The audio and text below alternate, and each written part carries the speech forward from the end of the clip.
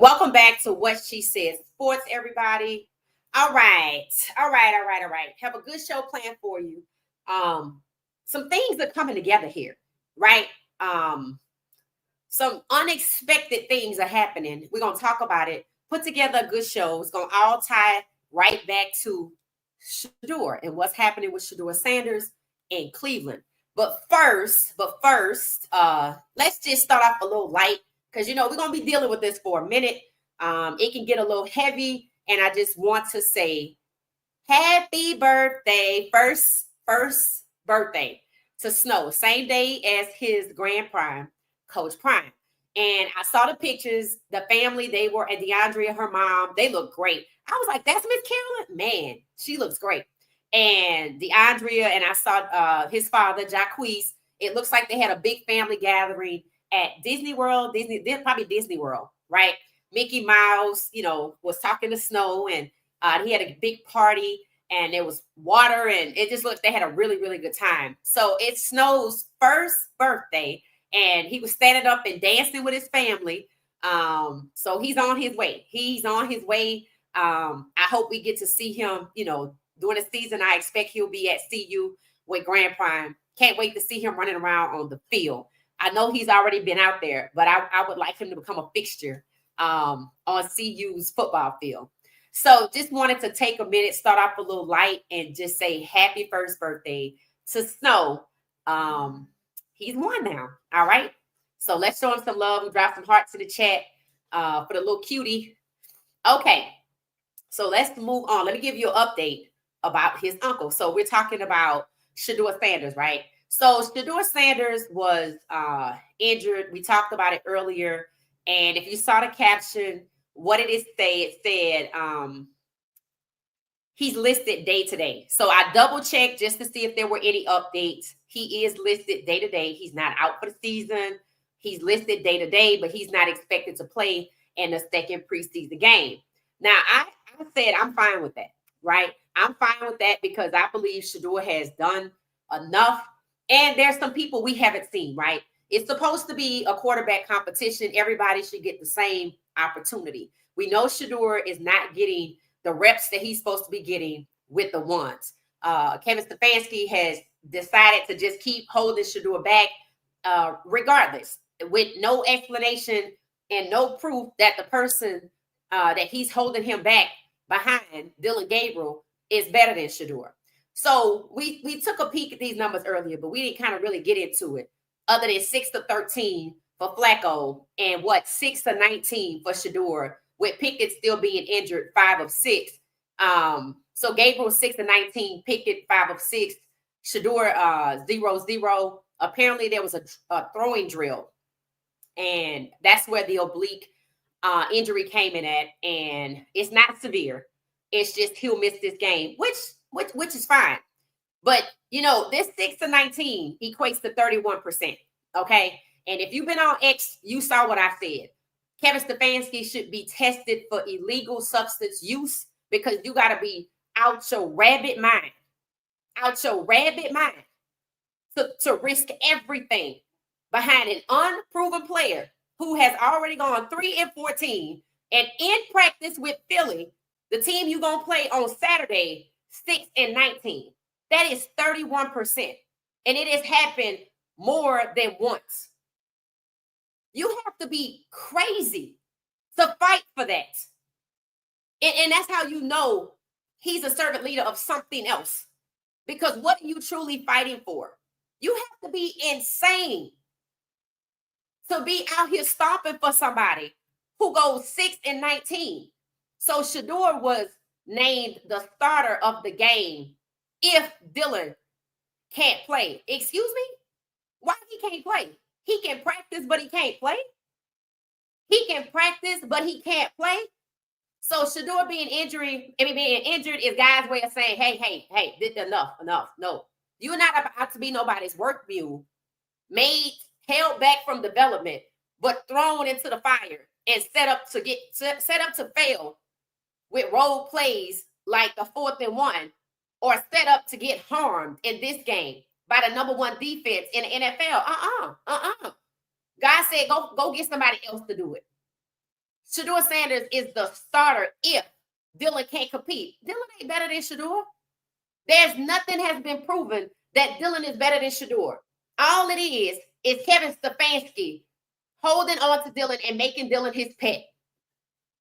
That's all it is. So with Shedeur out the way, they're going to need to get it done on their own. Kevin Stefanski got this, right? Shedeur is not good. He's not worthy. So go do it your damn self. Since you believe in Dylan so much, you and him get out there. Because that's what you're going to need. Somebody posted on X, they were at practice. They talking about, oh, this not going to be good. Hey, that's what you wanted, right? See, you got to give people what they want. You got to give people what they want. You want to put 31% in front of a franchise QB because you play golf with his college coach? You're going to need a job. So I suggest you keep Dan Lanning in your hip pocket. That's insane. That's insane. And we wouldn't even be probably talking about this. We will be so focused on Shedeur balling out, we wouldn't even care because we're excited to see him play. But it ain't right, bro. It's not right. God said, get somebody else to do it. Nope, get somebody else to do it. You out here consistently berating Shedeur, saying you feel comfortable. You don't feel comfortable playing with Shedeur in the regular season. You feel you're uncomfortable playing with Shedeur in the regular season. You prefer to play with Dylan. Then let me see you do it. Let me see you do it with that 6-19 because that's crazy. Flacco 6-13. Lord. That's your one and your two? Because it looked like Pickett going to be hurt for the season. Well, all right then. As long as our guy is not being berated every day, he can go sit down somewhere and he can heal from his obliques. Clearly, they're not being conditioned properly over there. Every quarterback they have has been hurt except for Joe Flacco, and he 40, so it's coming. I'm not even sure Dylan want to play Saturday. I feel like it was a setup. Shedeur can start if Dylan can't play. I tell you what, Dylan could start and he could play the whole damn game. Hell, they might put Huntley out there. Huntley numbers are better than Dylan's, 3 and 4. Huntley came in and 24 hours later was in the damn game and scored a touchdown. But Shedeur and Huntley at the back of the bus. Because that's how they acting. Like it's a bus happening here. And Shedeur and Huntley got to get in the back. The ones they want to move the hell out the way, they don't want nobody to talk about, they don't want nobody to see carrying the goddamn team. Go get somebody else to do it. So we got a snippet from the interview from Jalen Hurts because I don't understand why the media felt like they needed to know what Jalen and Shedeur were talking about. So 2 grown quarterbacks can't have a conversation without y'all want to monitor it? Why do you need to know what they're talking about? They talking. Are they not allowed to talk or not when you're not around? I love Jalen Hurts. But they were pestering him. So let's take a listen. This is ridiculous. I'm like, mind your business.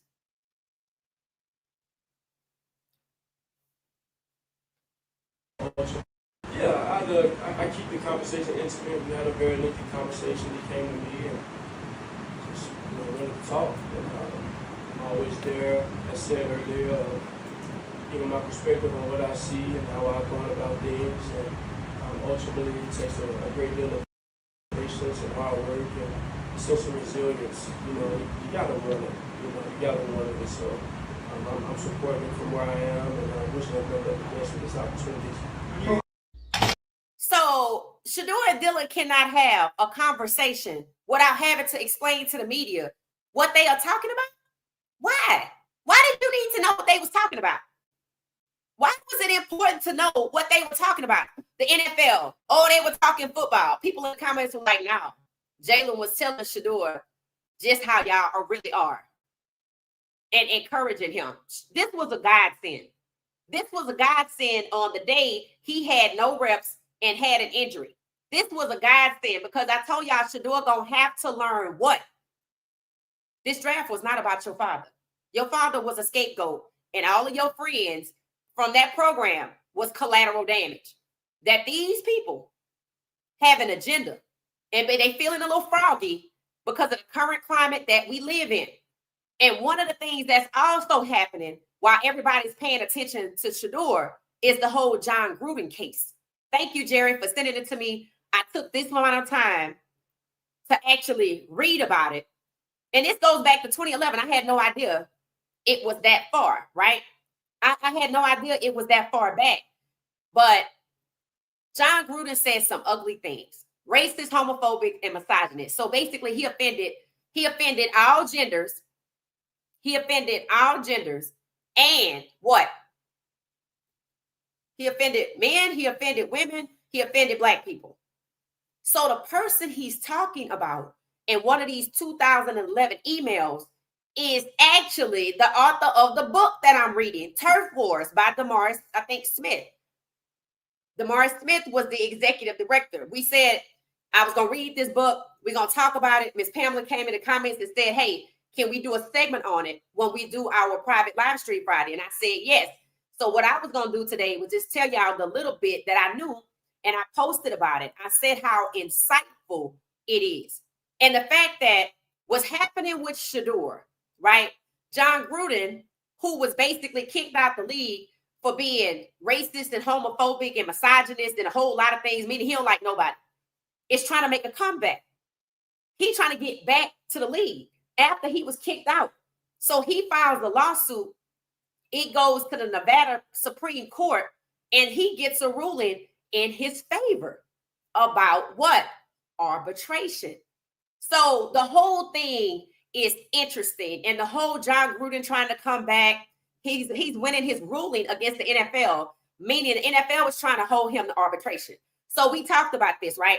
The whole collusion case that we had just talked about recently, that we went over and we marked up and talked about, what they were doing to Russell Wilson, what's his name, Lamar Jackson, and Kyler Murray, right? Remember, they were forced as employees of the NFL to use arbitration. And one of the things I said about the $100 million lawsuit, that's not arbitration. They don't have to use arbitration because the person that filed it does not work for the NFL. So this can go straight through the courts.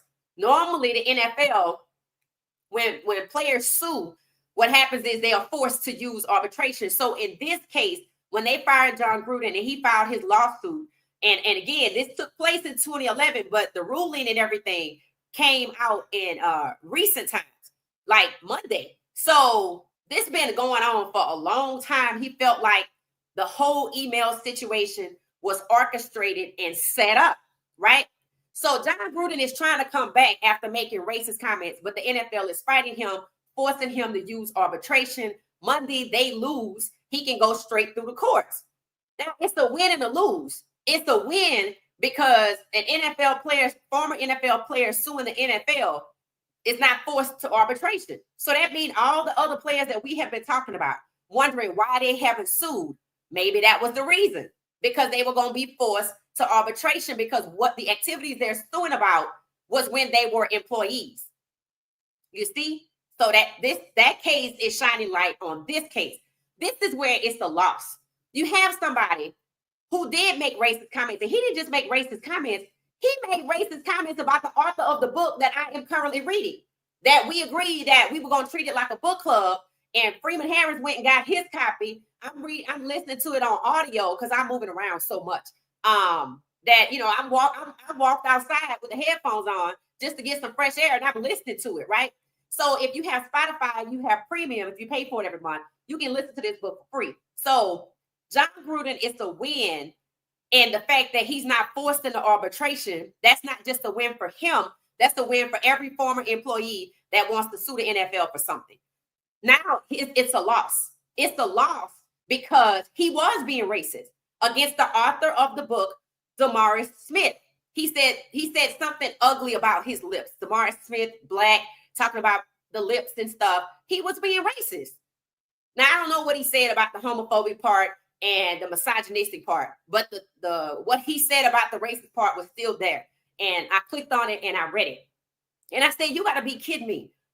He's actually, so all of this is tying together. But the fact that he wants to come back, and there are people in the NFL that will welcome him with open arms, although he was what? Racist.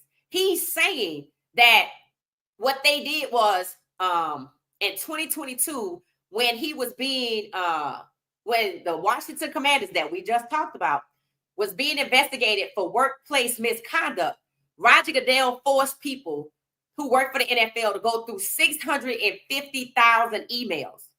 And that's how he got caught up. He said it was orchestrated, it was set up, and they needed to push somebody out. Because why? The spotlight was on them. This is the time of the congressional hearing for the Washington Commanders. And remember, the NFL already investigated, found that Washington was doing wrong, and didn't do anything. So then when it gets to Congress, Roger Goodell got everybody going through 650,000 emails.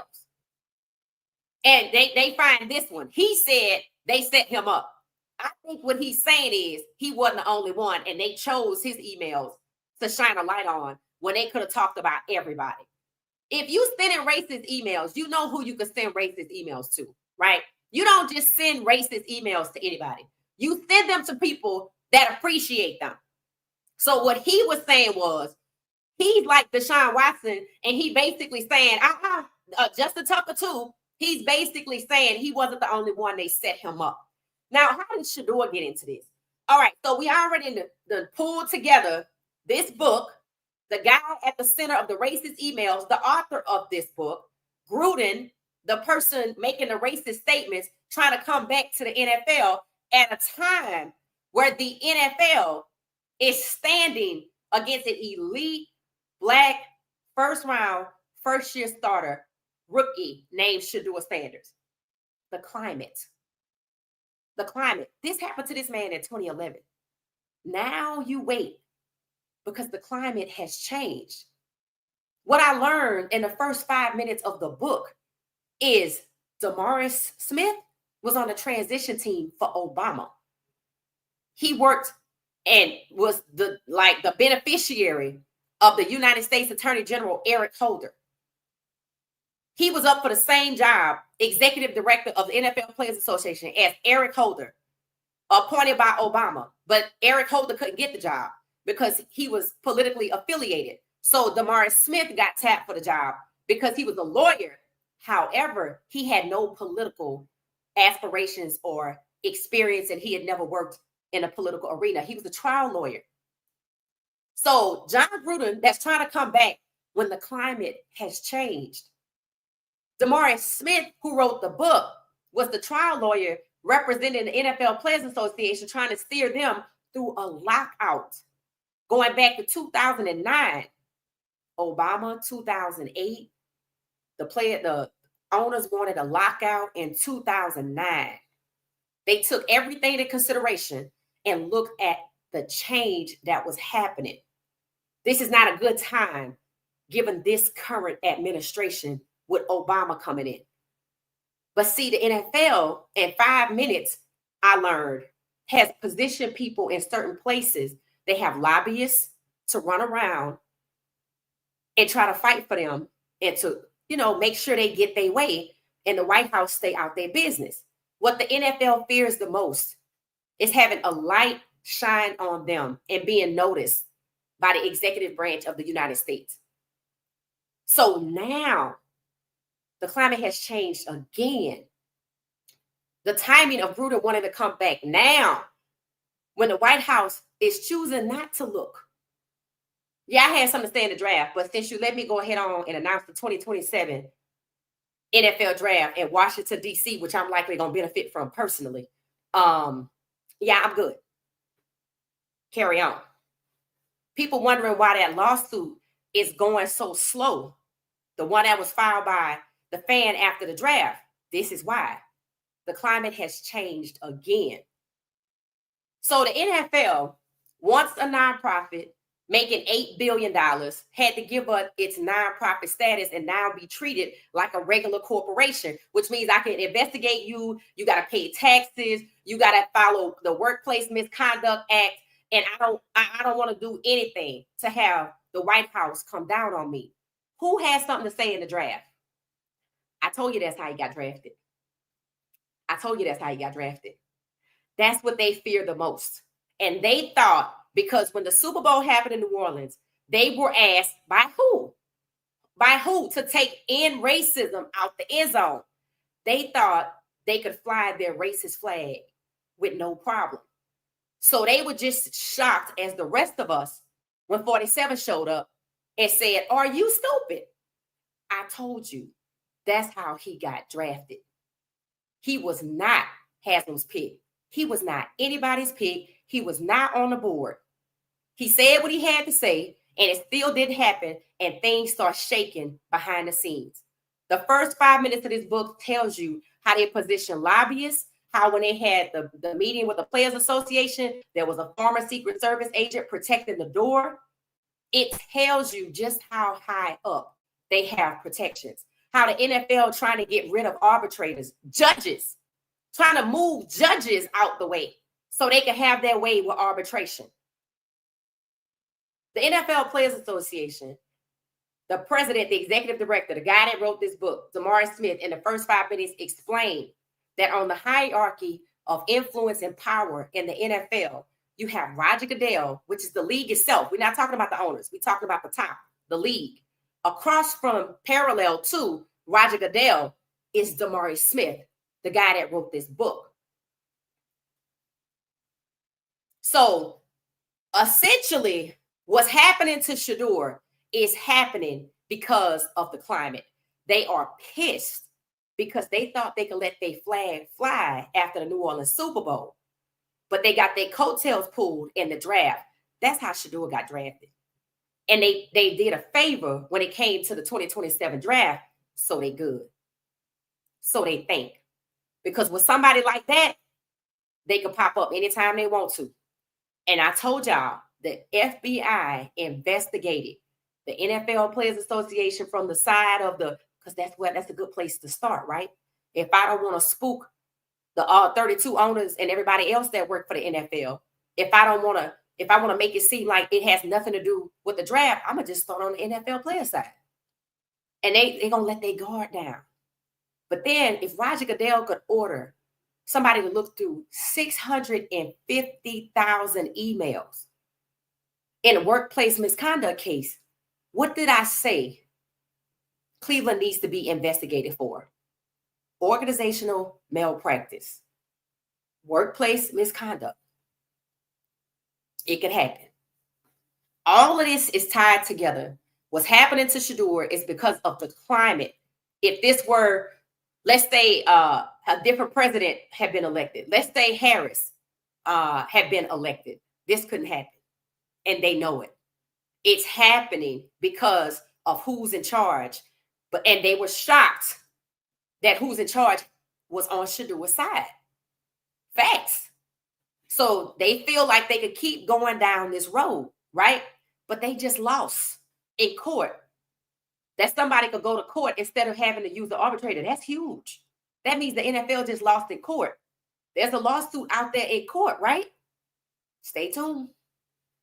Stay tuned. So if you want to read the book, Turf Wars, I'm reading it on Spotify. We're going to talk about it as I keep reading it. I'm in chapter 1. Hell, the first 5 minutes is packed. It's packed. And it just shows you just how high up the chain all of this is happening. Layers of clouds above us.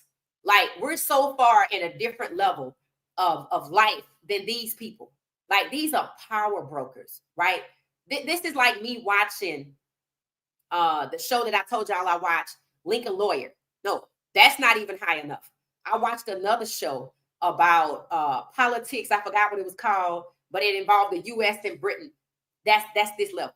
When you're talking about ambassadors and you're talking about lobbyists, because that's what the NFL has running around Washington trying to make sure the NFL stays out of trouble. Lobbyists. And they make a lot of money and they know a lot of people and they can make things go away. But for the NFL to lose a court right now, that's huge. So Shedeur is good. This is why he don't need to sue. The climate is not exactly right. And why would you sue if you get drafted after the president shows up? I'm just saying, feel how you want to feel, but that's what happened.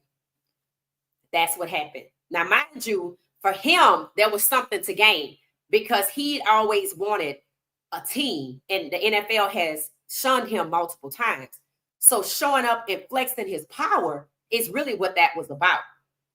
But it also is the reason why Shedeur got drafted. It also explains why it is that the Cleveland room looked like that.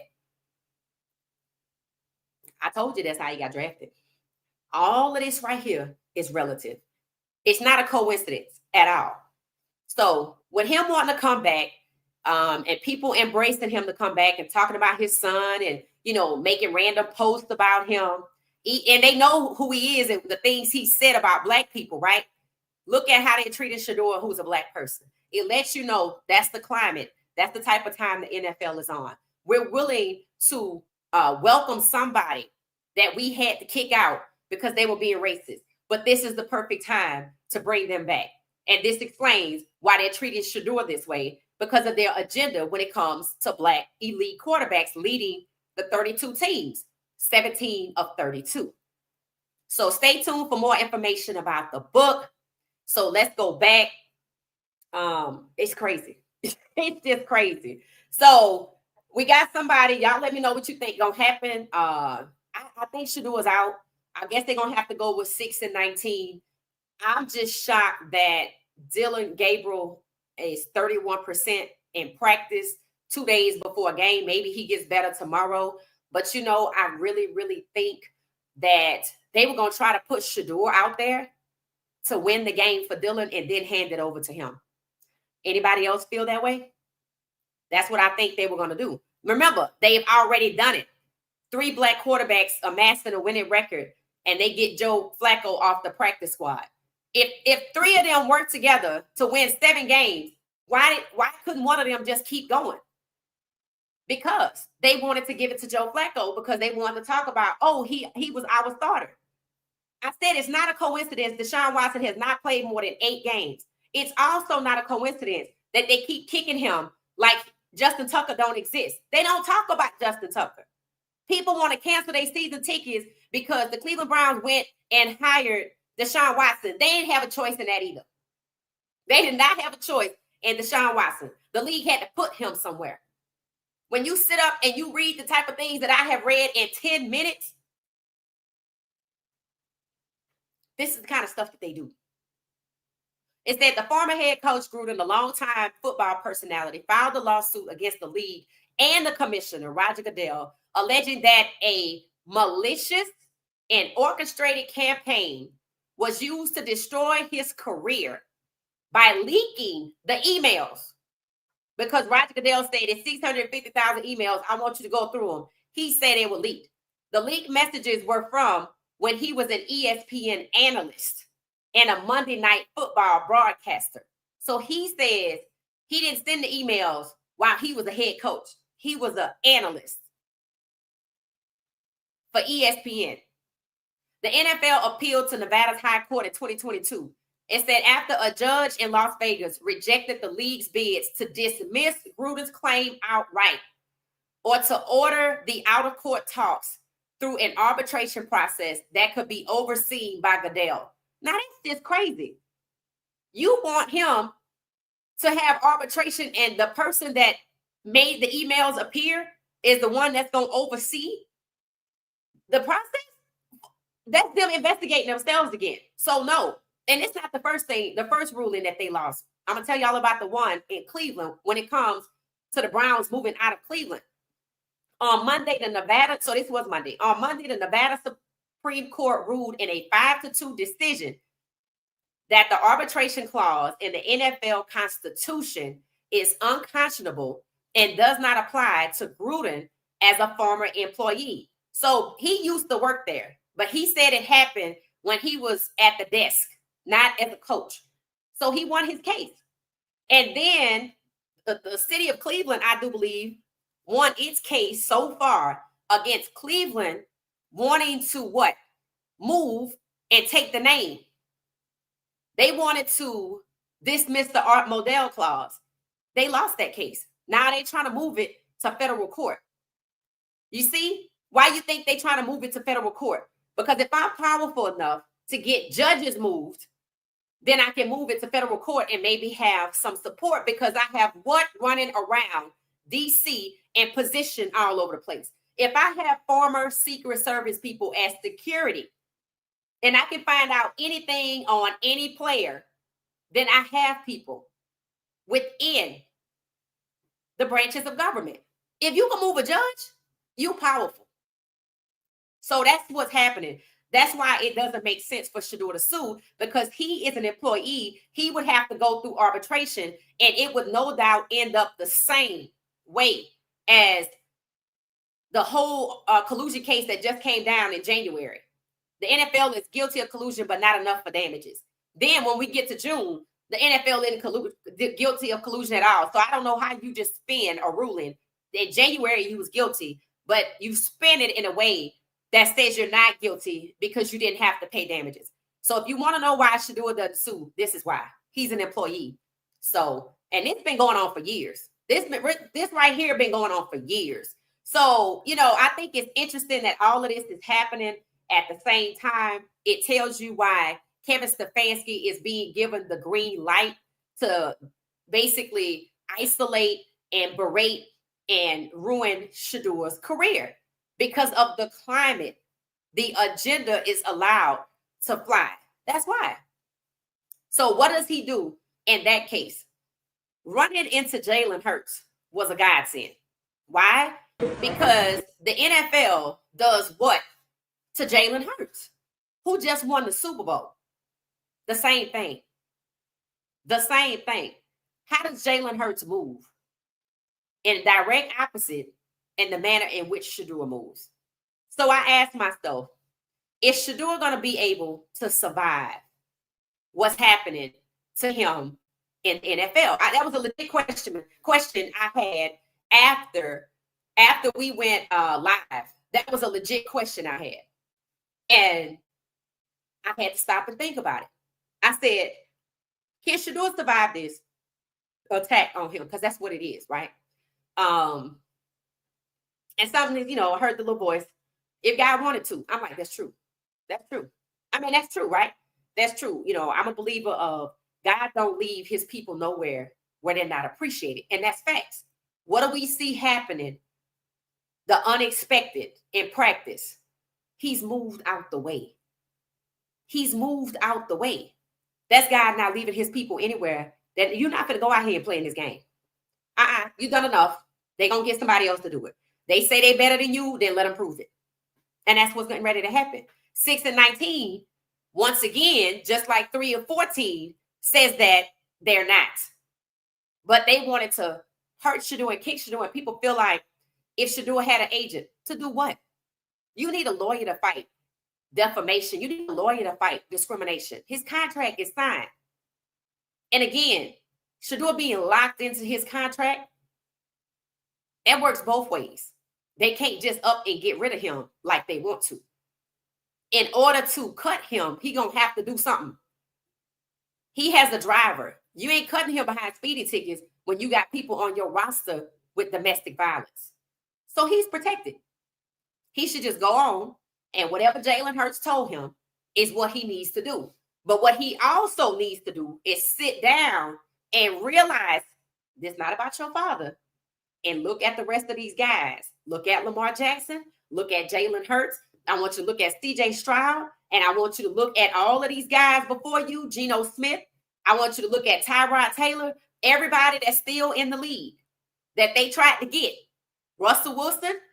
And you talk to them, but you move. You're going to have to move different. You're going to have to move different. You're in a you're damned if you do, you're damned if you don't situation. But there is an active attack on you. They want to blackball him like they did Colin Kaepernick. That's why he don't need to sue. That's why he don't need to sue. If he still wants to play in this league, and the fact that Jalen shows up today, that means he could survive it. If he wants to play in this league, who did he just run into and play against that also survived an attack? Bryce Young. That means Shedeur can survive it. You're going to have to move different. You can still be yourself. You and Tony can still come out the tunnel. You can still have your music. Who gives a damn what the media say? Obviously, the team didn't care because they let them do it. But if they tell you not to do it, then don't worry about it. You can be yourself. You can put your wrist up, but understand, as long as you're a black quarterback in this league and the current climate we live in, where they're willing to welcome back Joe Gruden, whatever his last name is, with open arms after he was openly racist, misogynistic, and homophobic, knowing that don't fly. And the NFL has what? An agenda to reach out to and embrace LGBTQ. But you're going to go out here and try to embrace somebody that offended the entire LGBTQ community. All women, regardless of race, color, or creed, and black people. Those two agendas don't work. But that's what they want to do. And you're going to hear people keep talking about him and his son, because the people that are on the ground in the current climate we live in are ready to embrace somebody who was openly racist, homophobic, and misogynist, and kick and personally harm a young man who could be a franchise QB and win.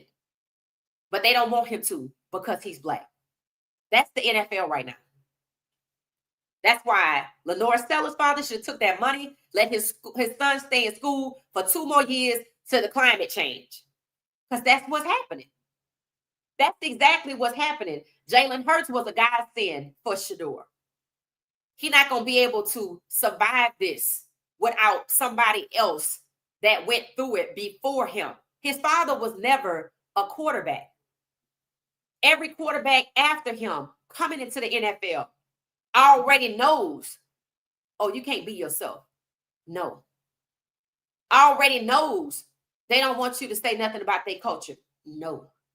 As racist and as homophobic and misogynist as it may be, they feel threatened when you say you want to change the culture. You talking about winning, they talking about something else.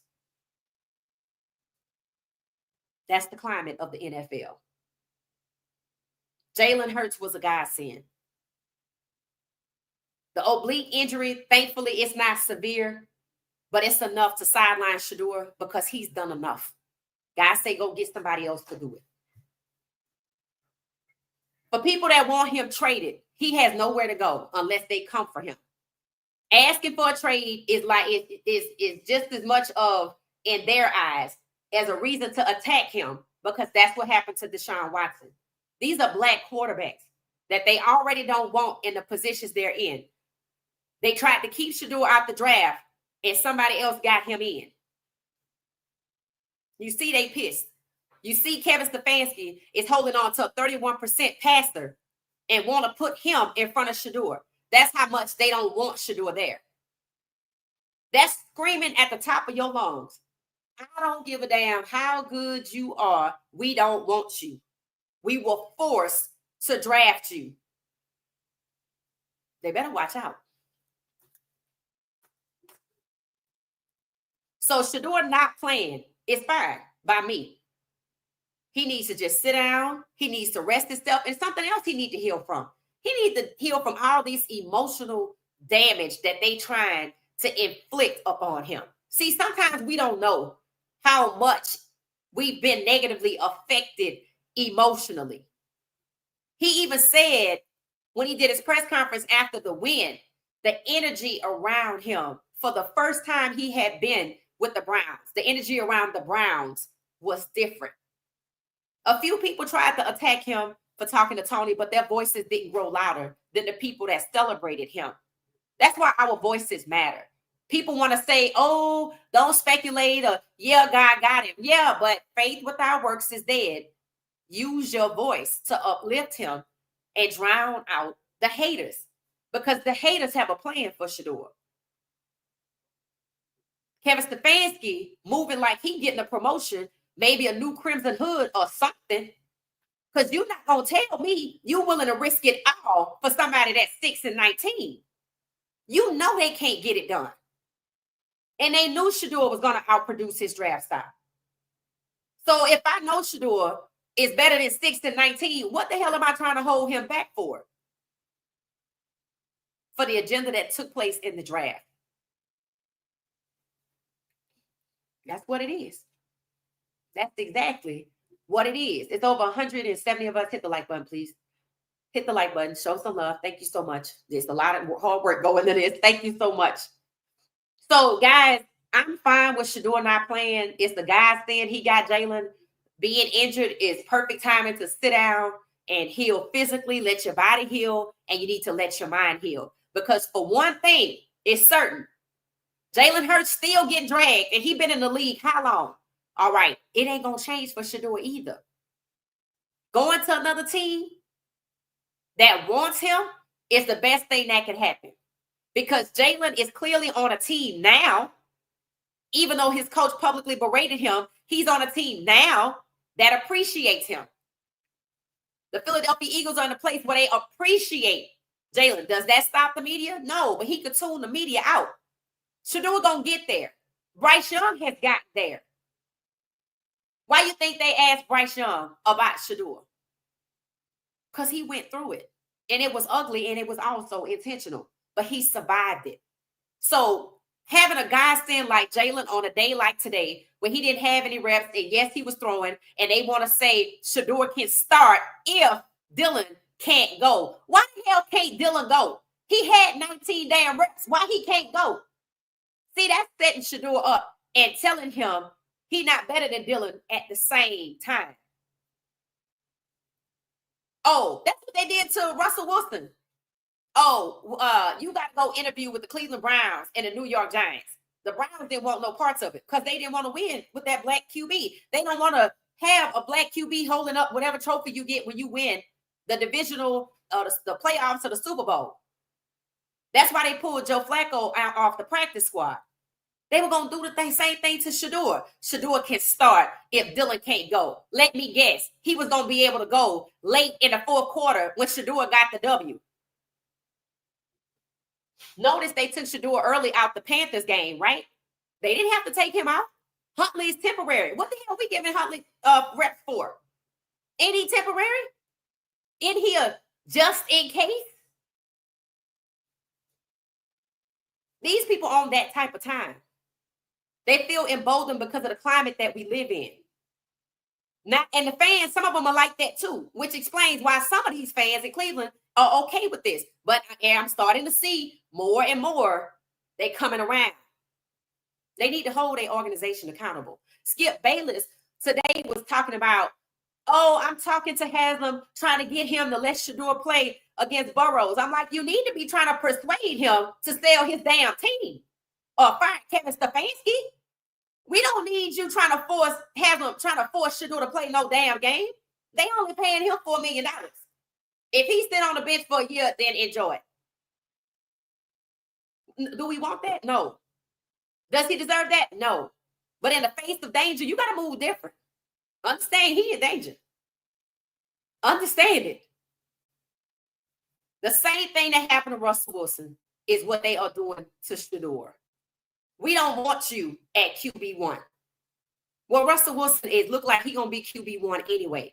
But after the New York Giants tried to treat him like an afterthought. They want to ruin his career, just like Geno Smith, who still have not made $100 million, and Daniel Jones has made $100 million, and he ain't won nothing. That's that Jim Crow I'll be talking about in the NFL. They want to treat Shedeur like they treated Tyrod Taylor, Geno Smith, Russell Wilson, and anybody else. Bryce Young, Caleb Williams, C.J. Stroud, Lamar Jackson. I asked you, what's the difference between Shedeur and Lamar Jackson? Nothing.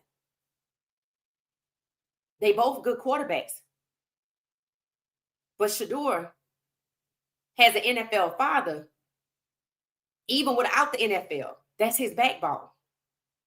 I think if you take the NFL out of it, it was more useful to have Coach Prime as his backbone, as his father. It wasn't so useful in the draft. Coach Prime never been a quarterback in the NFL. And they stabbed him right in the back because they'd rather be friends and bring in a guy like Gruden than to have a Coach Prime. This racist. And when you see them welcoming somebody that got fired because of racism, that's what they want to be. When they happy to take in racism out the end zone, that's what they want to be. They're going to fight this tooth and nails. Yes, Shedeur can survive it because Bryce Young has, Russell Wilson is, and Jalen Hurts have. Jalen Hurts was a godsend. The injury is to sit him down so he can hear God's voice on how to move. You can't be yourself around people that don't like you. You can't. They just going to keep attacking you. If you want to survive it, you're going to have to move different. That's your choice if you want to be in this league. And he signed his contract and they not going to trade him. So you're going to have to move different. That's just the reality of it. It's either him or Kevin Stefanski. It was somebody told to me that Shedeur was sitting on that little table at the game when he was mic'd up. You could hear him say, I want a deep ball. I didn't know who that was. I was like, is that Kenny Pickett? I had no idea who that was. And I thought I heard the guy say, go tell somebody so-and-so or whatever. All I know is, regardless of who that was, Shedeur started getting deep balls. Come to find out, that was his quarterback coach for the Cleveland Browns. That's what they told me. Somebody in here in the comments said it. I said, oh, okay, so he was just sitting down having a conversation. Kevin Stefanski is acting intentionally hostile towards Shedeur. Maybe he does that so he don't want Shedeur coming to him and asking him for anything. But he did end up getting a deep ball. So I don't know where those plays come from. I don't know how the quarterback coach works. Does he have any power? Does he have any pull? Does he call plays? I don't know how that dynamic works. But I do know after he said it, it happened. And I do know Kevin Stefanski, while they were on the 30-yard line, called a damn 4th and 1 when he could have just kicked the damn field goal or ran the ball. I mean, the field goal made more sense right there, right? You could kick a field goal from 30 yards. But that's what it is. He's more so in danger because he doesn't understand what's going on. He's more so in danger because he could just be thinking this is hate about his father. No, that's how you get lured somewhere. He's in danger because just like Bucky at the gas station didn't know who he was talking to, Shedeur don't know who he working with. You feel me? When somebody says that they are a servant leader to a job, they're not a servant leader to that job. Who is? All right, let's see.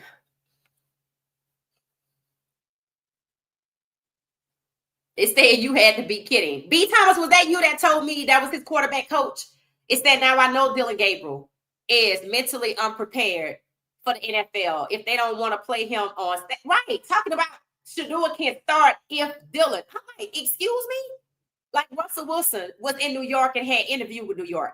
They sat there and waited on Aaron Rodgers. The same Aaron Rodgers who said, if y'all draft Shedeur, I'm not coming. So what does that tell you? That's that Jim Crow shit I be talking about. Russell Wilson ain't worthy enough for them to make a decision on him. He got to be settled for. Shedeur Sanders isn't worthy enough for them to name him the starter, even though he the best QB. He got to settle if Dylan is hurt. If 6 and 19, 3 and 14, 31% Dylan is hurt.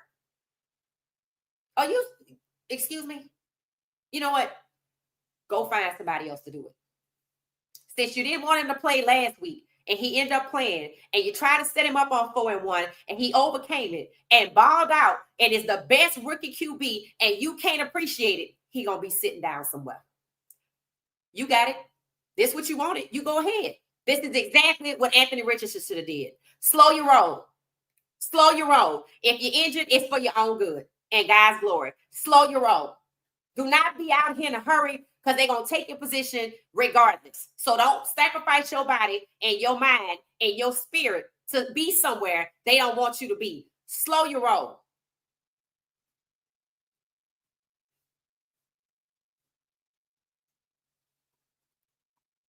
You got to slow down because they hate him but are obsessed with him. Right. And they so conflicted. They so conflicted because why? I hate you. Don't want you to be the face of the league. You done made him the face of the damn Browns. Shedeur Sanders is the face of the Cleveland Browns. He is the face of the Browns. People bought tickets to go see Shedeur. They said it in the comments. I hope he get well because, I bought tickets. Y'all just going to have to eat the tickets to get your money back because he needs to sit down. This needs to play out. Dylan needs to play in this game. Dylan had all of the protection, but he ain't proved nothing. Shedeur, the only one out here, is being forced to prove anything. Y'all got it? No, y'all don't want him. Then you go do it. This is what needs to happen. So if they can say he already out, okay, that make me feel good because I was hoping I don't have to sit up here and hope and pray he don't play. People's trying to make him feel bad. Oh, this was his chance to be QB2. Has something happened to Dylan? Because he right there. This was not his chance to be QB2. This was his chance to go out here and play 3.5 quarters and get a dub and hand it to Dylan and for them to celebrate Dylan. No. They did it in 2023. No. And Huntley scored a touchdown after Shedeur played, and they ain't even celebrate him. They ain't even celebrate him. In practice, he wasn't even on this list till today. I even said it. Why Huntley not on there? Now he on here. To use against Shedeur. Shedeur ain't shaking in his boots when Dylan is 6-19. Shedeur better take this time as a personal respite to get his mind, body, and spirit healed, in sync, and his discerning spirit can hear what God is telling him. Jalen Hurts carried the first message, I'm sure, of the day, because he probably get a lot of messages from a lot of these players that have been through this. Now they're trying to attack Myles Garrett. Next they're going to be trying to attack Gage. Talking about Shedeur could play if Dylan is good to go. Why the hell would he be good to go? You just going to wait and see how it goes. Then he's going to put Dylan in. No, I don't think so. I don't think so. I don't think so at all. Ronald has said he was never injured at CU. Nope. It seems like the strength and conditioning over there is not too good. He's as tough as they get. Yep. I did see the video where he was throwing and you kind of see where he went down a little bit. Why are they treating him like Jackie Robinson? The climate that we live in. The climate that we live in. B. Thomas said practice 11 on 11 with no issues. Yeah, they said he didn't get no reps in team drills. So it sounds like when they were doing the team drills, he didn't get any reps today. So he was in a throwing drill, which was isolated. He wasn't with the team, and he got injured doing that. And the touchdowns were 7 on 7. It says Shedeur has been through so much. Right. You got to take it slow. You got to, it's not just physical. It's emotional, right? When you don't know what's happening to you, it is hard on your mental, and it drains your body. And that's where you start suffering with what? Your immune system. No. He need to sit. He just don't know it. All they was going to do was set him up anyway. It said, have a great show. The Browns are becoming a soap opera. I'll pay attention to the games. And if Shedeur doesn't play, it won't be the games. Trade him. Yeah. If you don't want him, trade him. And that's so simple, right? Why does this seem so hard? It seems like that's not even an option. If you don't want him, trade him. Why does that seem like that's not an option? Don't y'all think that that's weird? They act like trading Shedeur isn't an option. Like he just got to sit there and rot on his bench because that's what they want to do. That's what they want to do. That's just crazy to me. That's just, I just find that bizarre. I think because that's what they want to do. It said, let KP let KP get out there. Put Flacco out there. He's 6-13. I don't know. That's not a good idea. I don't understand how they can put their mouths together when Dylan went out here and practiced at 6-19 to say Shedeur can start if Dylan is good to go. He played for 19 reps. He good to go. What they want to say, oh, he's 6-19 because he's not feeling good. Too bad. Stefanski don't have to get out there and play then. What in the world? Why in the world are they persecuting him? Because he's a black QB they don't want to lead and succeed with. It's simple. It's not even complex. It is in your face, blatant racism. That's what they do for each other. Yep, we do stick together. And see, the problem is they think we don't either. And Jalen's conversation with Shedeur was eating them alive. They like to say we don't stick together. We do stick together. We're not all the same people, but we do stick together. I'm so glad Shedeur won't be playing. I agree, Chocolate. It's time for somebody else. Nah, they didn't tell him to think he actually, you can see he went down when he was throwing the ball. There's video out there. It said Dylan looks scared. 6-19 should be, because that's crazy. 6-19? That's no different from 3-14. 6-19? And this what you protected? Kevin Stefanski ought to be random tested. You know how they do them random tests? He need to be tested for rug use, because that's insane. Who bets the farm on a third string QB, let alone one that goes 6-19? That is 31%. 31%.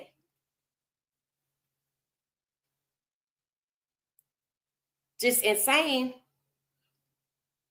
Just insane. It said, amen. God knows all. God sees all. Yep, knows their plans. That's why I said, nope, today was God's sin. You hurt? Go on, sit down. It's okay. As long as it ain't severe, go on, sit down. Because this going to hurt less than what they was going to do to you in that game. They was going to have him go out there, have him go out there and turn over a winning record to Dylan.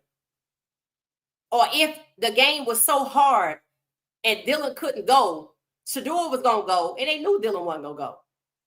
6-19 tell you Dylan ain't starting that game. So they're going to put Shedeur out there thinking they can't win it, and if he magically gets it up, okay, Shedeur, you come out Dylan good. No, Dylan, let Dylan get his own wins. If he go out there and win against Philadelphia, God bless him.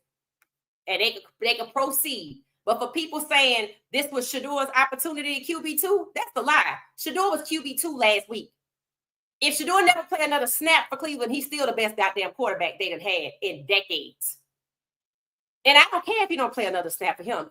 They don't deserve it. You want to mistreat him. This is what I mean by God don't leave his people nowhere that they not appreciated. So he not being left to go win that game for them and them snatch it from him like they did and gave it to Flacco in 23. No. This a warning. The next time he gonna be gone. So if they don't get it together, they go out there and they lose that game and they keep talking that smack about Shedeur ain't this and he ain't that, he gonna be somewhere else. Even if it's at home, he ain't gonna be out there stomping for them. God does not leave his people nowhere that they not appreciated. And it's obvious they don't appreciate him, so go win that goddamn game yourself. Because we know he can win. Nope. Absolutely not. Jalen Hurts was a godsend today. And they just had to know what they were talking about. That's too disrespectful. What, these two grown men can't have a conversation, quarterback to quarterback? And then they all had to post about it. Like they were trying to convince us of what they were talking about. Oh, they were just talking football talk. We didn't ask what they was talking about. I never even cared to know what they were talking about. I saw two people having a private conversation in the story. They just had to know what they were talking about. They don't respect them as men. This ain't no plantation where black people ain't allowed to talk when you ain't around. You go to hell.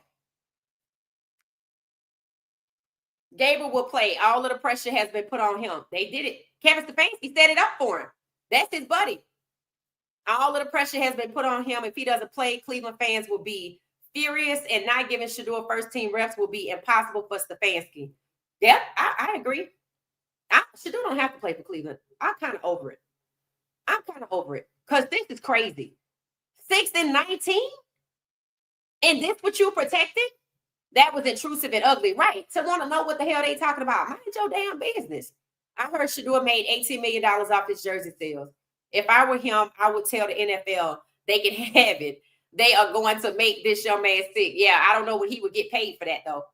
And I don't know what percentage or how much money he made. I haven't heard anything yet, but I know he makes money off of those jerseys. And $250 million is a lot of money. So, and yeah, they could make him sick, but I do think that, the timing of having to be sidelined is perfect, in my opinion. It would be so funny if all the black backup QBs have to move out. It could happen. I told you God was going to part the Red Sea. This is what I'm talking about. This is exactly what I'm talking about. You want to roll, you out here yelling and screaming. Dylan better than Shedeur. Dylan 6-19. Shedeur ain't never been 6-19 probably in his whole life. Not even when he was learning the quarterback position, because he didn't start off as quarterback. 6-19 on a pro team.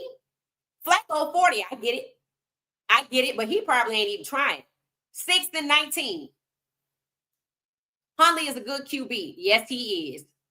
It's too bad race is a factor when it comes to talented black QBs. That's the only thing holding him back.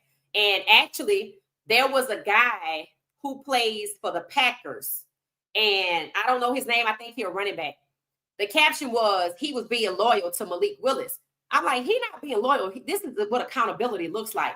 He said Malik Willis is too good of a quarterback to be a backup. He should be a starting quarterback on one of these 32 teams. I told y'all they got these black quarterbacks stacked up together, and that's why. Why y'all think they went and got Huntley? Why you think Deshaun Watson is out there? They went and got Huntley because they know they're going to discard him, and they're not going to do it to one of their own. They want to say they're not racist. What we're doing to Shedeur, I need another black guy around, because clearly I can't be racist if he's around and we let him play. That's why he on the chart. He wasn't on there yesterday or day before, because I asked, why he not on here? They were like, oh, Dylan and Shedeur getting ready to battle it out in the game. They're going to play in the game. I said, where the hell is Huntley? Oh, well, yeah, him too. See? They want to act like he's irrelevant. But wasn't they building him up as a Pro Bowl quarterback? Because they wanted Shedeur to be shaking in their boots that they was bringing in another black quarterback. You can go get Deshaun Watson too. You know you don't want him to play, because you don't want nobody else asking for a contract after his stats are finished for the season. Nah, they want to be racist. Let them be it. Let them go play the game. You want your league back too? Fine, we'll go start our own. I posted today. It is imperative, and it's urgent that Coach Prime go start a pro football league. The running back or the player in Green Bay that spoke up for Malik Willis was right. Malik Willis is too talented to be stacked behind Jordan Love. Malik Willis is only stacked behind Jordan Love, and they would never put him behind J.J. McCarthy. You see what I'm saying? They would never put him behind J.J. McCarthy, because they want J.J. McCarthy to stay in that spot, which is why 40-year-old Joe Flacco is here in the first place. That's why Kenny Pickett is second after him, to make sure they preserve whiteness at the quarterback position. White QB1s, meaning the quarterbacks that play the majority of the season, are a minority in the NFL. The 2025 draft was a tug of war. Shedeur was supposed to tip the scales in Cleveland at number 17, or seemingly so, but they played him. Cleveland has never drafted a black quarterback in the first round. Just like the New York Giants have never had a black starting quarterback. But I knew Shedeur was never going to New York. I didn't know Cleveland's history in that detail till now. And that's how I know, oh, this was a setup from the jump. And Andrew Berry, even if it's just a toxic environment, and racism makes it a toxic environment, for him to act like he wanted to get Shedeur in the first place and bring him into that toxic environment that he knew Kevin Stefanski was going to flip out on because of his pet, Dylan Gabriel, his black card ought to be revoked for setting Shedeur up like that. And I'm talking about when Shedeur was the number 2 overall. Mike Tomlin did not draft Shedeur for that reason. He was not about to bring him to Pittsburgh and force him behind Aaron Rodgers, because he's too good of a damn quarterback, just like that player said about Malik Willis.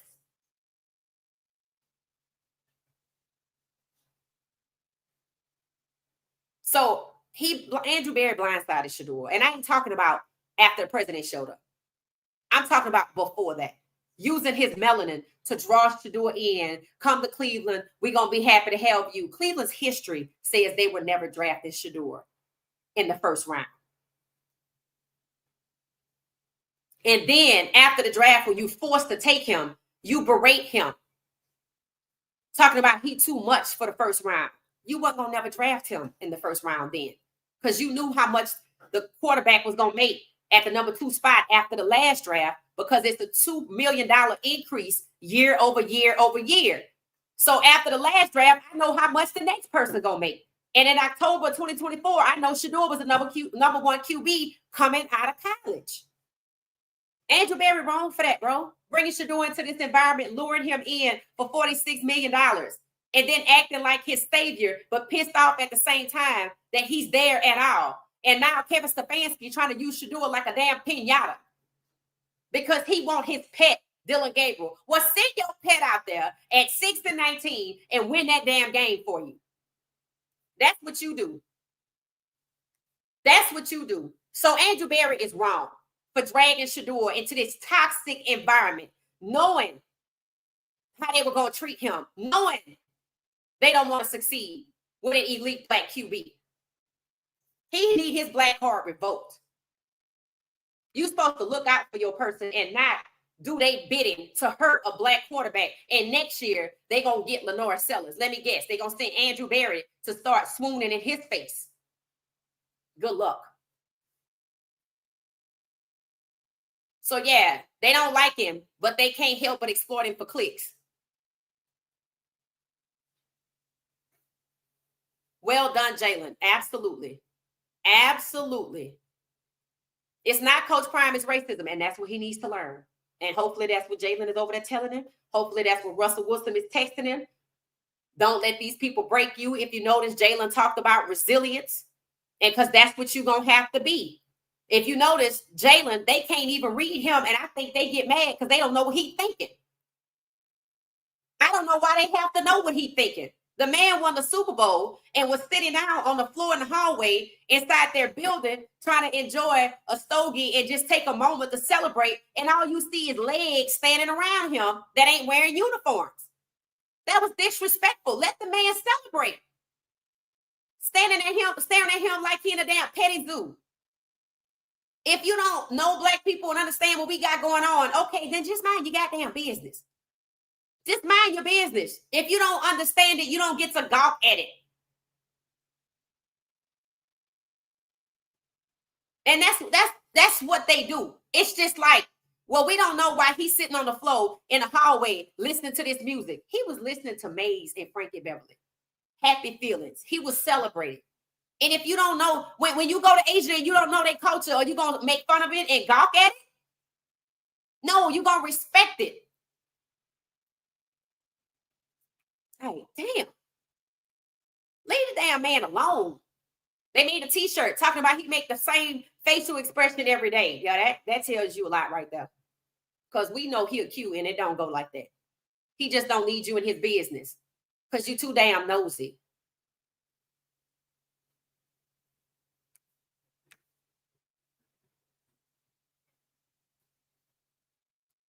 It's best to listen to the book. Yep, I listened to it. I like listening to it, to be honest, Miss Pamela. It would be interesting if the Haslams hired Gruden after firing Stefanski. It would not shock me at all. He's some people's poster boy because that's what they want the culture to be. That's what they want the culture to be. Dan Snyder, yep, that's who the owner was that was forced to sell out of Washington. And Haslam is next. If a congressional investigation was allowed to occur, they'd be shopping for a new owner right now. Because what has taken place with the Washington Commanders, at least from what I've read, the bullying, the ruling with the iron fist and fear where players can't speak out and say things. Look at how Jerry Jeudy was afraid. Look at how, why do we know all of a sudden Myles Garrett has multiple parking tickets? If he had them already, why am I just now hearing about it? Because he's welcoming towards Shedeur. But because he said, we're going to need you, Shedeur. That's part of workplace misconduct, to try to penalize or embarrass a player who asks for a trade or who embraces a quarterback that you don't like. And see how they put Myles Garrett's business in the street? And now you ought to know what happened to Deshaun Watson. You see, he asked for a trade. Then they want to put his business on Front Street and act like it's only him. I'm pretty sure Myles Garrett ain't the only one with parking tickets or speeding tickets. And if he already had 7, why we didn't know about it before that? Why you try to paint the picture that he irresponsible? Because you want to attack him because he wants to embrace Shedeur. And as the leader of the team, because you made him the leader of the team, he got to embrace who you say, which is why Jerry Jeudy is sharing a locker with Flacco and couldn't even talk when he was on Unc and Ocho about the quarterback role, including Shedeur. But it's probably not going to happen because of the climate. But, you know, you never know. You just never know about people. You just never know. Yep, that's what it is.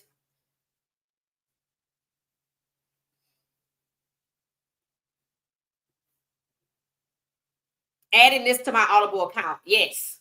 I'm telling you, the first chapter, first 5 minutes, when he was explaining the connection between you know, the law firm he worked for, Eric Holder, Obama. And you know what somebody said the other day on Threads about Shedeur? When I think this was when they were getting ready to play the Browns. Somebody said Shedeur is such a movement with so many people behind him, like new energy, that it feels like Obama in 08. And I said it does. It does. People that didn't normally pay attention to politics were paying attention. People that normally don't watch football are watching because of Shedeur. So yeah, it's the same thing. And again, I find that very interesting with all of this tying together.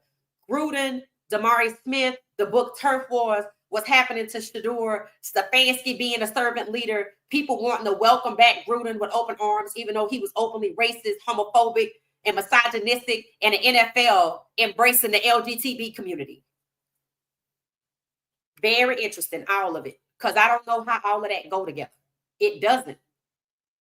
It really doesn't. So I don't know how you're going to carry out your agenda when you keep hiring people and you keep propping up people that are racist, homophobic, and misogynistic. That ain't going to work with the LGBT community. And the players are going to have to be able to be themselves if they're LGBTQ affiliated. And they just fired a player for kissing his teammate on the field or something crazy. Now, that ain't right. But, you know, I don't know their situation. But again, they were reaching out to the LGBT community. It should tell you because they're trying to become what? Boycott proof.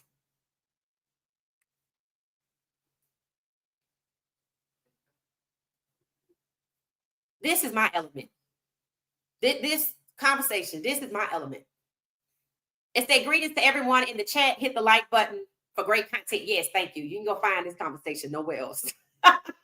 And on Friday, we have a members only live stream. We will be talking behind closed doors. That's what we call it. It said Jalen Hurts had a long conversation with Shedeur and drove him to the locker room on the medical cart. Yep. Jerry Jones was racing with Emmitt Smith. Yep. They said Emmitt Smith won the Super Bowl and Jerry Jones still didn't want to pay him. Went a few games into the season to see how it would go before he would respect the man because he just looks at him as labor. That's why we said if anybody gonna get Shedeur, it's gonna be him because of the money, how he acts when it comes to money. That's why people saying, "Oh no, he have Joe Milton and he throwing 70-yard bombs." I'm like, can he win games and sell $250 million worth of jerseys? Let me know when he do that. Because anywhere but Cleveland, anywhere but Cleveland. Is Dallas my preferred? Not really. Not really. Because I don't want him treated like Michael in the future. But when you understand the current climate and the NFL is standing against Shedeur and trying to boycott or blackball him like they did Kaepernick, yeah. But I also see the godsend, Jalen Hurts and Bryce Young, and they both survived it. And Russell Wilson, he survived too. They gonna teach him. They gonna teach him. That's what Jalen was saying. You just gotta learn. They gonna teach him. Ocho just said the same thing on Nightcap. Yup. Brown's guilty of malpractice. Yep, organizational malpractice. All they need is a congressional hearing. And just like they went through 650,000 emails and found Gruden's, they're going to find somebody else's. But this time, it's not going to be Roger Goodell. It's going to be that discovery that was requested. It's okay for that lawsuit to go slow because what it tells you is it's going to move forward. Because I could have kicked it out already. Think about it. I could have kicked it out the day after I got it. Maybe it has merit. And yet they're actually proving that the $100 million lawsuit, which involves collusion, the Sherman Antitrust Act, collusion is illegal. They are colluding against Shedeur right now openly in Cleveland as if that lawsuit don't matter. That means they think they got who they need to smother it. But like I said, Gruden won his case, right? Against the NFL. So things happen. So, it's hard to throw it out if they still colluding. It's going to be hard to throw it out if they colluding because all you got to do, you're going to go back and refile. And then this time, I'm going to add Cleveland in there. Matter of fact, I want a whole separate lawsuit strictly for Cleveland. Notice he sued the NFL and Roger Goodell. They kicked this lawsuit out, come back with the NFL, and I want you to do one specifically for Cleveland. Because they showing they bottom right now, feeling like they don't have nobody to answer to. All right, you gonna learn. The unexpected has already shown up. It is unexpected that Shedeur has to be out. Good. Take some time to heal your mind, your heart, your body, and your soul. Talk to your family, rest, work on your faith, read your Bible, do whatever you got to do. But you done enough for them. They don't appreciate you, and going out there winning for them is not going to help your situation. They don't care if you're good. They know you're good. They've said it. The current climate is enabling a lot of 1960 type action, right? That's it. And that's why it's happening to Shedeur. They just hired David White, who used to work with my union, SAG. Who is that? Screen Actors Guild? Is that what SAG is? JB, let me know. That sounds like Screen Actors Guild. The owners are very wealthy. Yes, they are. And then they are not above reproach. It said, I wish Coach Prime would have a chat with Damari Smith about Shedeur's situation. Why? What are you going to do? They're not going to say nothing. I don't think they should. I think you got to protect Shedeur. I think Coach Prime was right to go on Asante Samuel's podcast. You see it work for Travis, right? Coming out. It's going to work for Shedeur. What did Coach Prime and Shedeur say? Coach Prime said Shedeur told him they're going to have to let me play. And they did. They didn't want him to play, but they end up having to let him play. He was right, regardless of how it went down. And that's not what he was talking about. It's because it is malpractice to have Dylan and Shedeur, and neither one of them show what they can do in a preseason game. And people are saying Shedeur's preseason opportunity is over because the last preseason game with the Rams is for the ones and the twos. I'm like, fine. The game that Shedeur played with the Panthers was so NFL pro ready. He is the one of the ones. He don't need to play no more. If Skip Bayless is out here begging, trying to persuade Haslam to let Shedeur play against Cincinnati because it will be entertaining and good and competitive, he's a one. Shedeur is QB1. Stefanski has just lost his rabbit mind trying to bet it all, the farm, on 6-19. That shows you Stefanski has an agenda, and it has nothing to do with football. Dylan is 6-19 in Philly. I don't give a damn about 2 touchdowns if you 6-19 because that's the practice field. If you 6-19 in a game, somebody done intercepted the ball, and how many times have they scored off of you? So, Shedeur just take a rest. Because when Anthony Richardson got hurt, he was out with a shoulder injury. They were like, ooh, Anthony Richardson is out. Dylan Gabriel, what's his name? Daniel Jones going to get the starting job now. And I think he might have felt some type of way because they were trying to replace him. They were trying to replace him anyway when they put Daniel Jones over there. So he got well soon and hurry up and got back out there. And then they sacked him and dislocate his pinky. His own O-line didn't block for him. You know what? You need your hand to throw the football.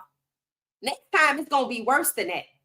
So I see this as a protection from Shedeur because what the pain he feeling now is nothing compared to what the hell they was gonna let happen to him in that game. And Stefanski's 4th-and-1 play, first quarter, 8 minutes, 12 seconds left on the 30-yard line with 74 blowing his coverage, the O-lineman. And Shedeur getting sacked, could have repeated and run it back in Philly against the #1 defense, and he'd be injured for the season.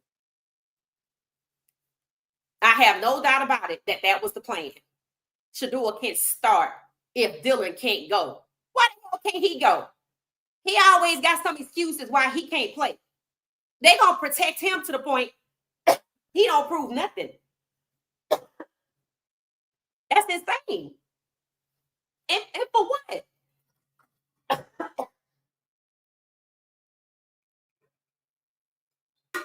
It's almost like Stefanski knows Dylan ain't good.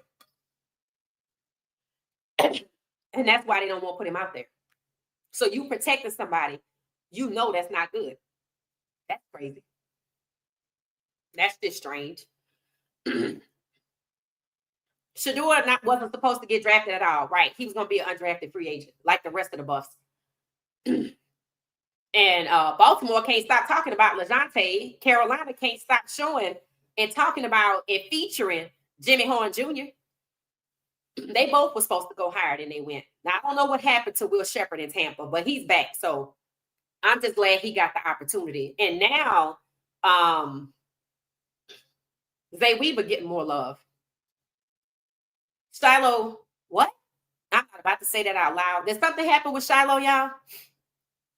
Let me know.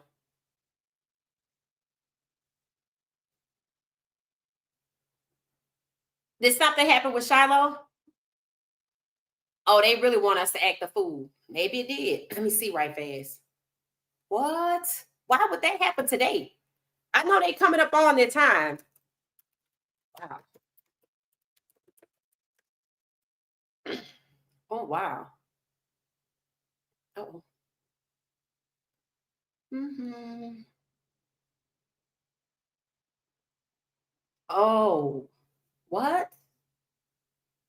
No, I don't think so. I don't think so. It didn't say that. It said,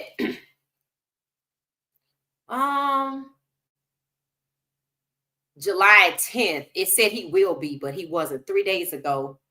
No, I don't think so. Oh, wait a minute. Buccaneers say goodbye to a fan favorite 10 hours ago to the 53-man roster. It says Shiloh Sanders is projected to miss the cut of the Tampa Bay roster, but has a good chance at making a practice squad. What? While the rest of the NFL watches his brother Shedeur, Tampa Bay Buccaneers fans have their eyes on rookie Shiloh Sanders.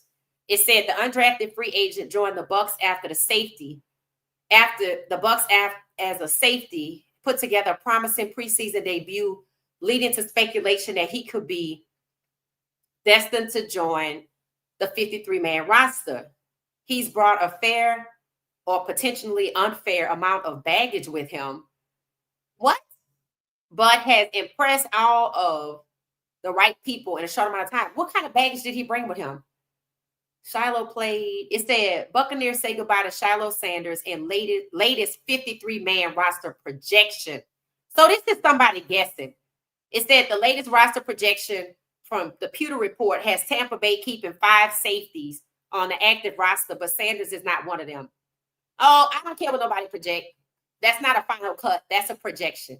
So they getting ready to make their 53-man cuts. He's number 4 on the roster. If you keep him 5 and he's 4, then he should be good. Shiloh was too good to be cut. And you got to watch these projections because why would you say he brought baggage with him to Tampa? Shiloh didn't bring no baggage with him to Tampa other than his damn luggage. So that's just probably a hate piece. Until I see it confirmed, that's just a projection.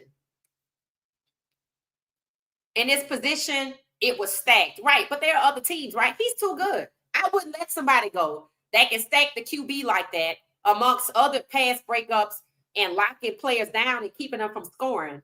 I wouldn't do that unless it's political, unless you just want to be evil about it. It's funny how people are ready for Shiloh to get cut from Tampa, but nobody seems to be ready for thinking that Shedeur gonna move on. You would think that's who's gonna get cut with the way they treat him. They got Huntley on here, so maybe they're gonna cut Shedeur.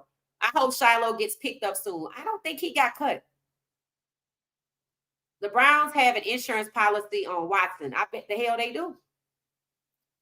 I wonder if Shedeur was light-skinned, would it be different? Of course it would. I told y'all about that good old racism, right?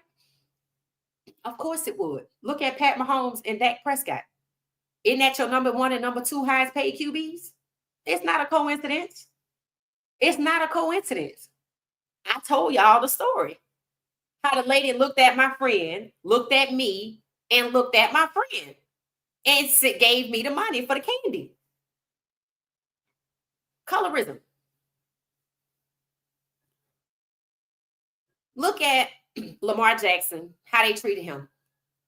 Now, mind you, CJ Stroud is fair skin, right?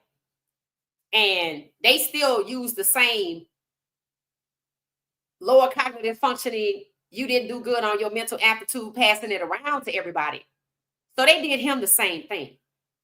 But what we see happening to Shedeur is extreme. And I said it's because of 17 to 32. But even myself earlier today said that it's likely colorism. And if you put a chart together of all of the black QBs by money, who's at the top, because Jalen Hurts is fair skin also, right? So while I do think that that is a component, I still think it's what's at stake.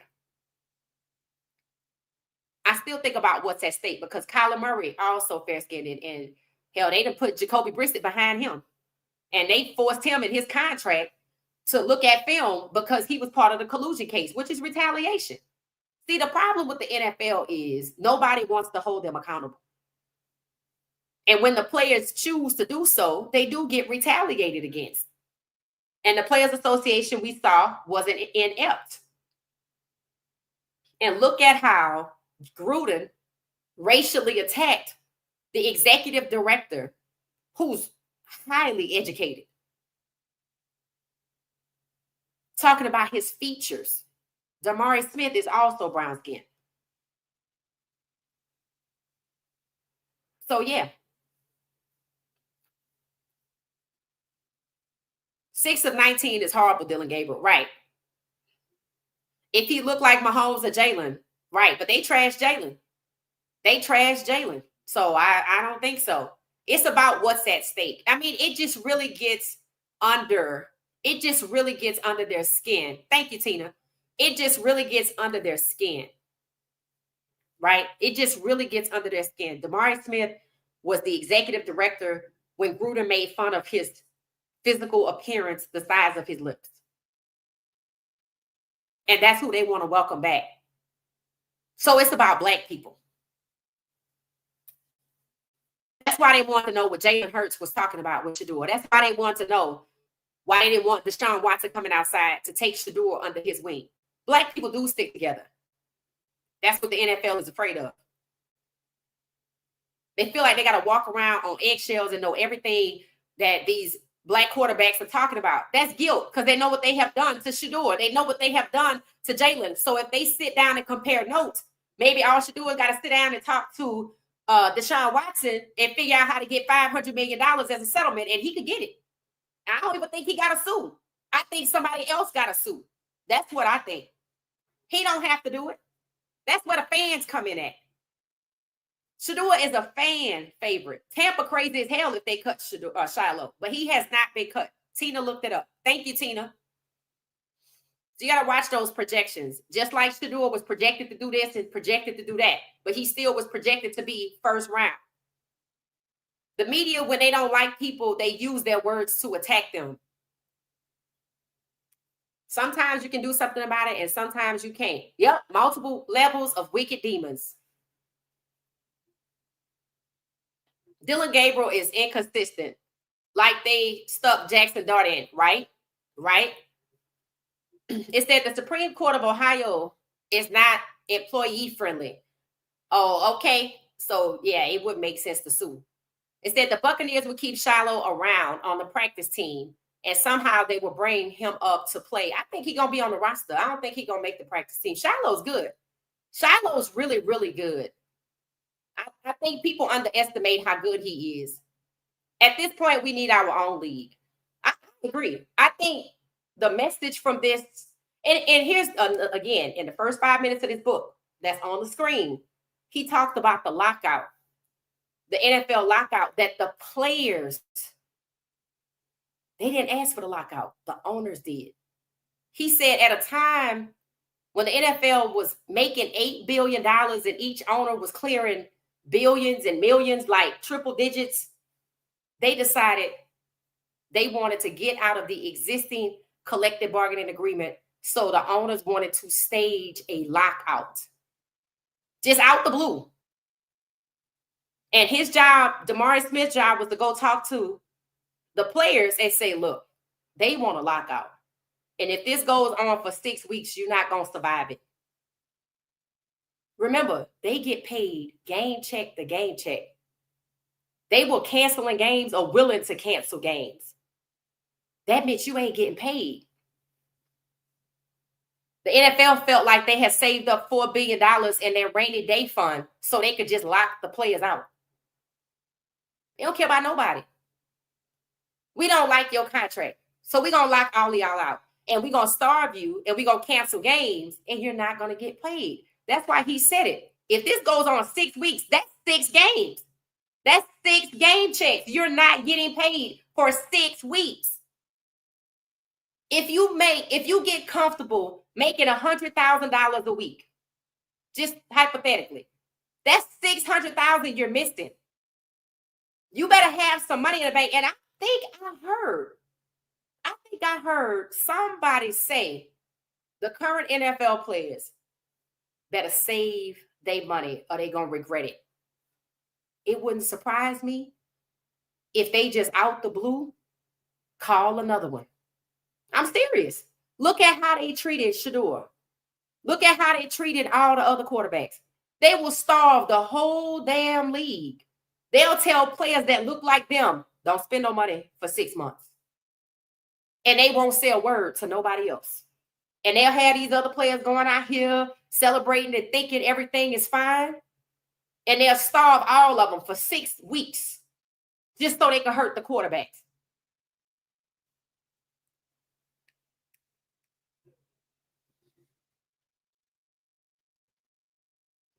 It is imperative that Coach Prime starts his own league. If they cut Shiloh, it's to prove that we don't like Coach Prime, and that's why Shedeur fell in the draft. They don't have nothing to do with that. But they will drive home that point, just like the media drives home that he's a 5th-round QB. He's not. He's a 1st-round QB that the owners colluded against and took off the board, which is illegal. They don't want to talk about that. The owners should have never done that. They didn't even have to draft him, but they wanted it their way. We don't want you, but we're going to bring you in for views. It's costing them. They just ain't feeling it yet. They just not feeling it yet. That's all. We getting ready to wrap up. I'm going to keep going through the comments. It said, yep, the Lord works in mysterious ways. Absolutely. And for Kevin Stefanski to tell that to Shedeur and treat Shedeur like he a pinata and he can punch on him whenever he want to, Kevin Stefanski going to pay the price. He going to pay the price for that. You don't tell somebody, God got you, right? And then you suddenly beating on that person like you the devil. You don't do that. It's not going to end well for Kevin Stefanski. It's not. It's not going to end well for him at all because he pretended with Shedeur. He was being fake. They can't touch Jalen. Nope. Jalen got a contract. He the Super Bowl winner. And let me make you understand something. They're not happy about the trend in the draft that we talked about, that they upended in 2025. That's been happening since 2020. The last 3 years, 3 quarterbacks coming out in the 1st round going to teams. That's what was supposed to happen this year. What happened in the Super Bowl this year? 2 black quarterbacks got there. What almost happened to the divisionals, what they call it, to the conference games? If Lamar Jackson had won, it would have been 4 black quarterbacks. 4. How many times has Pat Mahomes and Jalen Hurts duked it out in the Super Bowl in the last 5 years? It's been 2 times, twice. That's starting a trend. So now I'm out here stopping 3 black quarterbacks who are coming out of college into the first 3 picks off the board for QB. You don't think I'm going to stop this trend with 4 quarterbacks? The trend that's trying to start, 4 quarterbacks going to the AFC, NFC title games. You don't think I'm going to try to stop the Super Bowl? Why you think they always talking about Josh Allen? He ain't all that. But they don't have a lot of numbers at that elite upper echelon spot. So they propping him up so he could be the face of the league. Shedeur right now is the face of the Browns. If he was to be QB1 and play all those games, he going to be the face of the league. And because the league keep talking about it, I think he kind of already is. He just don't have a sleep right commercial. But he got Nike. He got Gatorade. If all his sponsors showed up, it was nothing they could do. And you see, people got mad when Nike came out for Shedeur. Gatorade need to come on with it. If all of his sponsors surround him, the NFL gonna lose. The NFL gonna lose because they fighting with the fans. You gonna fight with your sponsors too? The Browns need to fire the strength and conditioning coaches. Yep, I said the same thing. I said the same thing because it's obvious all of their players keep getting hurt. They have a player, they have a couple of players on the O-line that was hurt. Some player that was real popular with them on defense got hurt. I think that's why they drafted Mason Graham. Not that he needed to be drafted in his spot. They have a lot of people that's always getting hurt. So yeah, they strength and conditioning got to go. Shedeur and those black players, they need to hire their own trainers. They do. They need to hire their own trainers. They need to look out for themselves. And that's what they need to do. They need to look out for themselves. All right, so we're going to get out of here. We'll be back tomorrow. Again, I feel joy in my heart that Shedeur is not playing in this game. I feel like it's protecting him from the evil Kevin Stefanski was planning. I was saying 10 toes down on it in court if that's what I got to do, because that's what it is. See, you don't want to come this way, because if you come this way, we're going to be in court talking about organizational malpractice. I'm ready. So we're going to get out of here, and we're going to be back tomorrow early. So I'm going to go get some rest so I can be back early.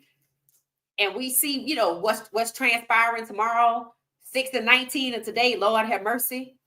Bless their heart. But if Shedeur ain't playing, I'm going to be watching somebody else. I'm supposed to be updating the schedule. I hadn't done it yet. I am kind of already in this book. Go listen to the book. Freeman, if you got your book, let me know where you are. We're going to talk about it a little bit Friday. Members live stream 6 p.m. I'm on chapter 1, The Outsider. It's intriguing. First 5-10 minutes in. And if y'all hang out with us all the time, even though y'all not members, you have Spotify, you have premium, meaning you pay for it. Get the book. We're going to be talking about it. It's good. And I think because Damari Smith wrote it, and our name is already coming up with the whole Gruden thing, and the whole Gruden being welcomed back by the NFL and winning his case against the NFL, at least one part of it, regarding he don't need to have arbitration. He can go to court. It explains the climate, and it gives y'all insight into why they are abusing Shedeur this way. The climate is racist. When you welcome back somebody that you know was racist, homophobic, and misogynist, that's the climate. That's the culture. And Cleveland's culture is toxic. Organizational malpractice is currently what they need to be investigated for. If they look, they're going to find it.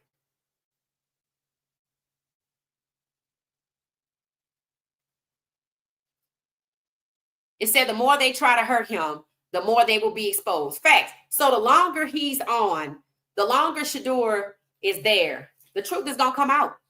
B. Thomas said, look at how Sean Payton treated Russell Wilson. That's what we're saying. That's what we're saying. That's what we're saying. Right?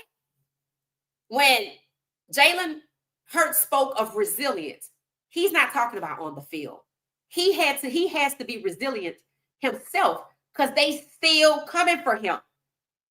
If he was Pat Mahomes, they would celebrate him winning the Super Bowl. They want to celebrate Pat Mahomes and he lost. Pat Mahomes is ambiguously black. You know he black if you met his dad, or you know what black people look like by the features. So this is where the colorism comes into play. If all my quarterbacks have to be black, then they got to look like Pat Mahomes. You can get the hell out of here with that. So we'll be back tomorrow, guys. Conversation's heating up. Y'all go wish Snow happy birthday on his mom's page if y'all follow DeAndrea. He looks real cute. And I'm going to share his picture so we can get out of here on a good note. And look how cute he is. So I can't wait to see him at CU. Don't forget, 16 days until Colorado versus Georgia Tech. I know we're, talking about Shedeur. We riding for Shedeur, but we can multitask. We still cheering for the Buffs as well. All right, y'all. I'm going to get some rest. I'll be back. Go and listen to the book. Probably going to fall asleep listening to it so I could find out some more stuff to come back with. Hit the like button. Hit the like button. Hit the like button. Thank you for the cash apps. I appreciate y'all. Thank you for the member support, the super chats. Thank y'all so much. And thank you to my members. See y'all Friday, 6 p.m. Eastern Standard Time. Good night, everybody. Thanks for watching What She Said Sports. Thank you for watching What She Said Sports. Be sure to join our daily live stream and listen up to What She Said Sports on the go on Spotify.